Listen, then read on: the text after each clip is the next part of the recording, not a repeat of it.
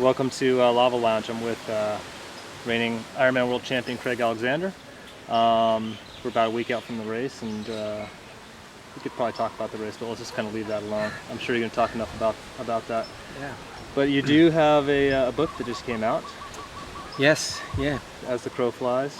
I kind of like it because there's a lot of pictures in it and less words. I'm good at writing words, but I don't read so much. But Yeah. Tell us a little bit about the genesis of that book and put it together. Well, we'd been approached by a few different people with the idea. I guess it was more in the beginning to do a biography type book, and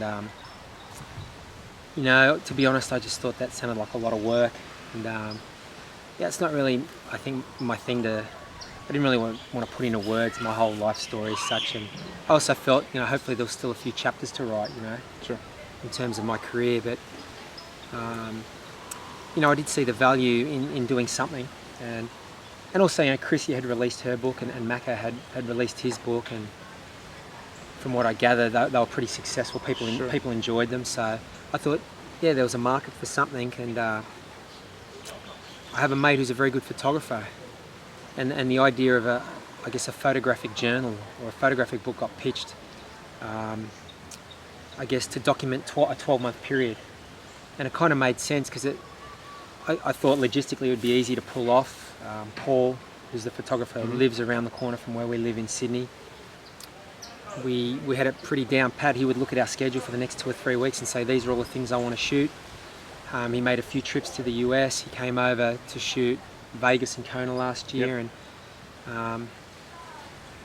And from a selfish standpoint, I like the idea of doing a lot of stuff behind the scenes. As a sports fan, myself, I like those documentaries and those books that go in the locker room sort of thing. Yep. I guess that sort of feel, and everyone sees the racing shots and hears the stories of the race, but I thought people might find it interesting to find out, what's it like 12 months, and so we did it, and also from a selfish standpoint, I like the idea of capturing images of the family, especially the kids while they're still little. Yep. It'd be something we could keep forever, and cool. Yeah, it was great. So Paul followed me, and it was an interesting 12 months because it wasn't all smooth sailing. It had, I picked up that really nasty respiratory virus, which knocked me out of training for 2 months. Following on from that, I coughed so much I got the broken rib. In amongst all of that, there was, the dilemma of trying to validate to get to Kona. So I had to squeeze in an Ironman, which I did with Coeur d'Alene. Then there was drama on the business front, a sponsorship relationship, which, and it was a roller coaster year, but it ended with 2 World Championship victories in 4 weeks, and then following on from that, a victory at the inaugural race in Melbourne, the Asia Pacific Champs. So I guess from the storytelling point of view, it was an interesting 12 months. I mean, it's a perfect example of nothing goes smoothly in life and sport anyway, so. Yeah, and I think that captured it perfectly because I guess from a results standpoint, I won pretty much everything I did in that 12-month period, Yep. but behind the scenes there was a lot of stuff going on. I think you see the importance of the people you have around you, both emotionally, family, and also from the business side of it. You need good people who advise you the right way, and it's something that I'm interested in, the business side of sport. It's obviously my job is to perform and try and get results, but following on from that, I have relationships with 15 or 20 different companies, and it's nurturing and servicing those relationships, and a lot of that falls to other people. So a lot of it's documented in the book, all the help I get, different performance advisors. It was a fun project, and going back retrospectively and putting words to it all just made it even clearer, and it made it a fun exercise. Cool.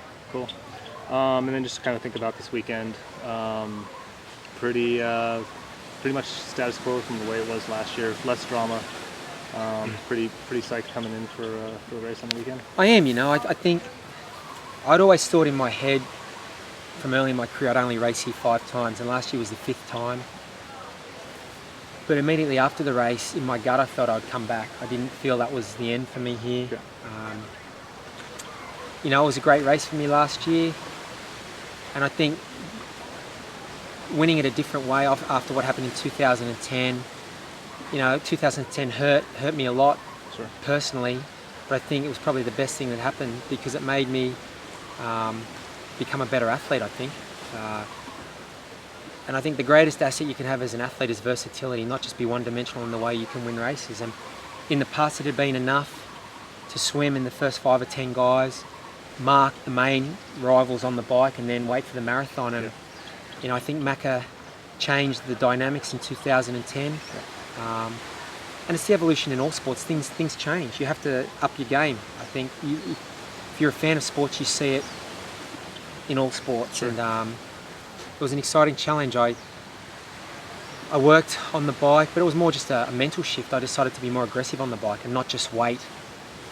To be more aggressive and to attack on the bike. And you know, I rode the 4th or 5th quickest bike split in the history of the race here. So to win that way was very satisfying. I think it put a lot of people on their back foot as well for the next few years too. So. Well, perhaps you know, and I think that's the way our sport is like chess or it's like tennis. Yeah. You know, I got aced in 2010, but then I returned serve last year, and now the ball's in their court, and they will respond. That's the nature of competitive people. They find a way to up the ante and lift their game. And you know, it's going to be good having Macca back in the mix. I think he brings a lot to this race. Obviously, from the standpoint of a lot of attention, but he's a great athlete. You know, people think that he hasn't given himself enough time, and I disagree completely. I don't think it's a 2-horse race, and I think like every year there's 5 or 7 guys that I look at, and he's one of those guys. If he brings his best, he's shown in the past his best is very good. Andy Raylett's come off 3 races here, 3 consecutive podiums. He's going to be very hungry. Who knows what Michael's going to bring? I think Michael Raylett has the potential to podium straight up.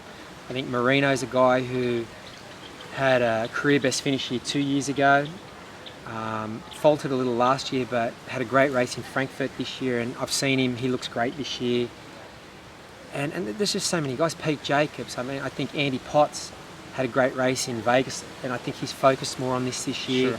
Sure. Frederick Van Leerd, Nico Lanos, Cameron Brandt. There's so many guys. So, you know, people like the rivalry between Chris and I like it. I mean, we have won, I guess, the last 5 between us, and it adds a lot to the mix having him here. But there's a lot of guys who can win, and you know, it could have been potentially even greater interest had Lance been here, and that didn't pan out. But I'm going to have my hands full with the guys who are here, so that's purely what I'm focusing on. And it should be a great race, like all years, and you never know. I mean, as you would know, you've watched this race as much as anyone. There's 5 or 7 guys, I think, who can win, but Sebastian Kinley as well. Yeah. I mean, we could go on. Yeah, no, it keeps going. I don't want to offend anyone if I've forgotten you, but there's guys you think are going to perform well, and they do.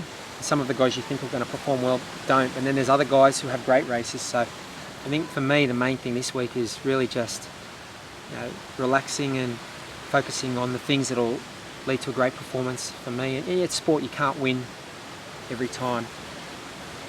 I think the greatest thing you can bring to the table is a really strong performance, a level of consistency, which I've had at this race and I'm very proud of. I think that's the best you can. Yeah, well, that's the best you can hope for, because you're not going to win every time you race, and you just want to perform at a very high level. Cool. Crowie, thanks for the time. Really appreciate it, and best of luck this weekend. Yeah, thanks for having me. Cool.